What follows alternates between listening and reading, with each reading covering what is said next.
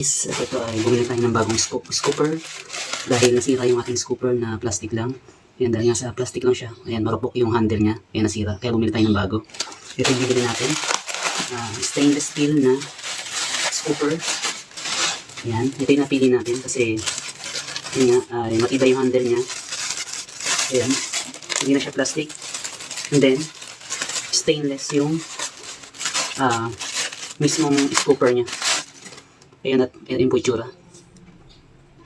At kung bakit ito napili natin kasi yung IC screen niya ay malaliit, unlike dito sa old scooper natin na malalaki yung butas niya, na nakakakuha naman siya ng mga poops dumi.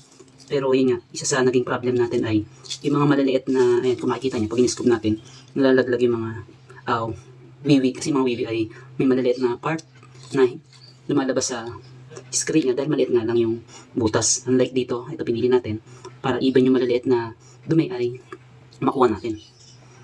Okay, try na natin. Ayan, medyo dumami yung poops niya dahil gusto natin kasi mag-videohan yung paggamit natin ito. Ayan, naipon tuloy. Ayan, try na natin.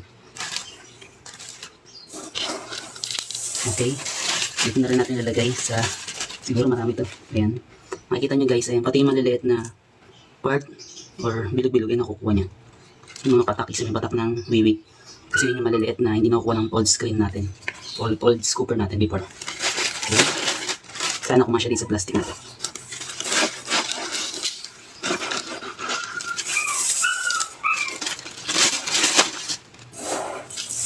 Okay. As you can see naman, ayan. Mas malaki siya ng di hamak kumpara sa dati. Ayan. Okay, nakita niyo yung pinagkaiba niya. Saka mas masarap siyang i-scoop kasi nga yung handle niya ay matibay, hindi nagbe-bend dahil hindi siya plastic. Unlike nga nitong nabali na. Then, yung handle niya nga ay malambot dahil plastic. And then, itong ngayon ay may steel siya, metal, then naka-insert sa isang black. Plastic din naman, pero matigas. And then, malaki nga yung shovel niya mismo. Ayan, kaya mas mabilis. Itong kagandaan nito ay mabilis tayong makaka-scoop ng mga poops niya. Kasi nga malaki. Ayan. And then, hindi natin problema yung dating problema natin na hindi natin nakukuha yung mga wiwi nga. Na yun yung isang reason din kung bakit mabaho. Kasi hindi natin nakukuha yung maliliit na part nga ng wiwi. Dahil nga malaki nga yung butas ng dating scooper natin. Okay. Medyo marami yung kasi nag-ipon. So, na talaga mag-videoan kaya. Ayan. Wala naman time. Mga free time dahil busy tayo kaya naipon tuloy. Okay. Ayan, yan po kahit yung mga maliliit na part talaga. Yung kasi nagpapapanghi minsan or nagpapabaho ng cut liters box yung mga maliliit na yan na wiwi na hindi natin na-scoop dahil sa maliliit nga masyado.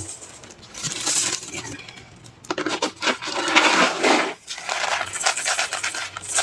Medyo naipon siya kasi hindi tayo nakapag-scoop kahapon. Ayan. Okay, ito, binili natin stainless shovel scooper nga. Ayan. Kung saan natin ito nabili, ayan, check nyo lang sa yellow basket sa ibaba. Ayan, hindi tayo mitinda nito kung binili lang natin to sa official store nila. Ayan. Ayan, batay sa pagkagamit natin, okay naman.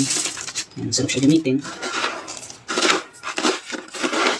Even yung mga kalit-liitan ay nakukuha natin.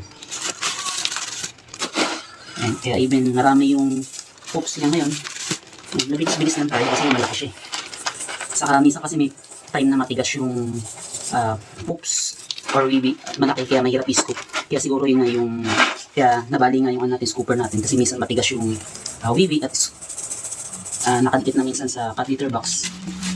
Ayun, nahihirapan yung scooper kaya if plastic lang siya, kaya nabali na siya. Ayan yung size nito, ayan, kung makikita nyo ay ayan, kasing laki ng malaki pa ng konti sa karaniwang kamay or sabihin natin size ng isang malaking kamay. Ayan. Ayan, sa mga gusto nito, nandiyan sa yellow basket yung link ng ginagamit natin na to.